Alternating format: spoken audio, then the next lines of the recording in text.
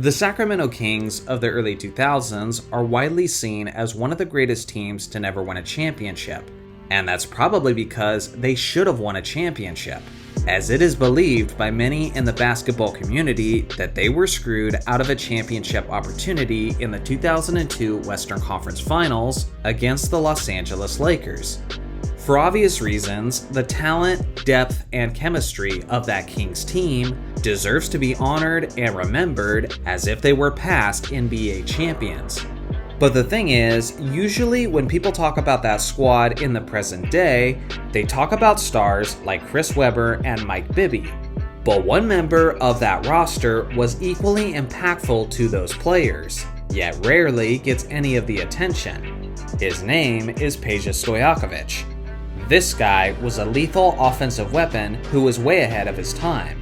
He was terrifying on the perimeter, as arguably the most dangerous sniper of his era. People forget just how special and unique this athlete was, as he played the game like Ray Allen and Reggie Miller, but he was 6 foot 10 inches tall. As a Lakers fan who vividly remembers all of their playoff battles, I can tell you that we were terrified of this guy. Give him just a second of daylight and we were sure he was going to punish us for it. Now, Peja had a modest start to his NBA career, as he averaged 8 points per game in his rookie season and 11 points per game in his sophomore season. But in his third year, he was made a full-time starter, and this boost of confidence was exactly what his game needed, as he increased his scoring to 20 points per game on tremendous efficiency splits. He was always an off-ball threat, as he kept lurking, moving, and waiting for his opportunity to swing the momentum with a massive 3-ball. With that being said, he had the handle and the ability to make a play for himself whenever he wanted to.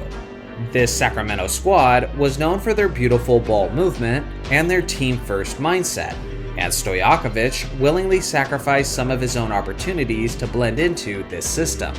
But there's no doubt in my mind that if he had been in another situation during his prime years, then he could have filled up the stat sheet to an even greater extent than he did.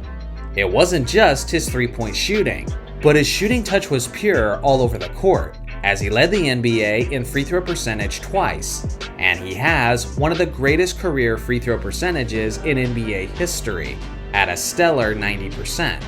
He wasn't just a key contributor for Sacramento, but he was one of their leading stars, as he was second on the team in scoring in both 2001 and 2002, trailing only Chris Webber. Now, what many people forget about their epic 7-game series with the Lakers in 2002 is the fact that Peja wasn't even healthy for it. He missed the first 4 games of that series due to an injury, and when he eventually returned for the final 3 games, it was clear that he wasn't himself, as he put up horrible numbers and horrible efficiency splits.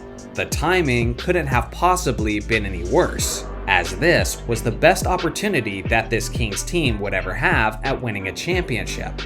Now, although the prime of this Kings group had come and gone, Peja was still yet to see his individual peak. During the 2003 to 2004 season, Stojakovic would take his game to the next level. It was mostly out of necessity, as their leading superstar Chris Webber had to have microfracture knee surgery, resulting in Webber missing 59 out of the 82 regular season games. For the first time, stepping into the leading role was the perimeter assassin Peja Stojakovic, and it's a role he thrived in. He put up some career-high averages of 24.2 points, 6.3 rebounds, and 1.3 steals on absolutely deadly shooting splits. Against all of the odds, Peja led his Kings to a remarkable 55-27 record, good enough for the 4th seed in a stacked Western Conference. And as a result, Peja finished in 4th place in the MVP voting, which was ahead of young superstars like Kobe Bryant, Shaquille O'Neal, and LeBron James. Unfortunately, this was the very best that we would ever see from Peja, because his back and neck injuries would begin to limit his time and affect his productivity. After subtle declines from year to year, he eventually found himself in New Orleans with Chris Paul and David West. To a lesser degree, he was impactful for this Western Conference contender, who surprised many when they won 56 games in the 07-08 season, where Peja poured in 16 points per game, including an excellent 44% from three-point range. In terms of his skills and abilities, he had a lot left in the tank, but sadly, his body had something else in mind, as the back and neck issues took their toll.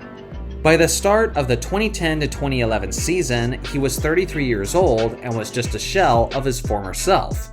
With that being said, he was in the right place at the right time, as he was a part of the 2011 Dallas Mavericks, who went all the way to the NBA Finals and who shockingly defeated the Big Three Miami Heat. Peja only scored a grand total of 2 points in those NBA Finals, but he was able to end his NBA career with a championship that he deserved in Sacramento. The fact that he had such a short career and played for small market teams resulted in him becoming an afterthought in the years since his retirement.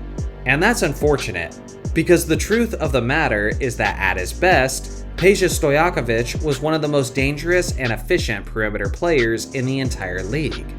In total, he earned 3 All-Star selections and an All-NBA selection in 2004. He was also the NBA's three-point contest winner in back-to-back seasons in 2002 and in 2003. Given his size and skill set, there is zero doubt in my mind that Peja would have tore up this modern NBA, as the rules and style of play in this present game are basically tailor-made for his abilities. So now it's your turn. How good was Peja Stojakovic in your own words? I look forward to hearing your thoughts in the comment section below. Thanks for watching as always. Make sure to like and subscribe for more basketball content, and I'll see you guys in the next video.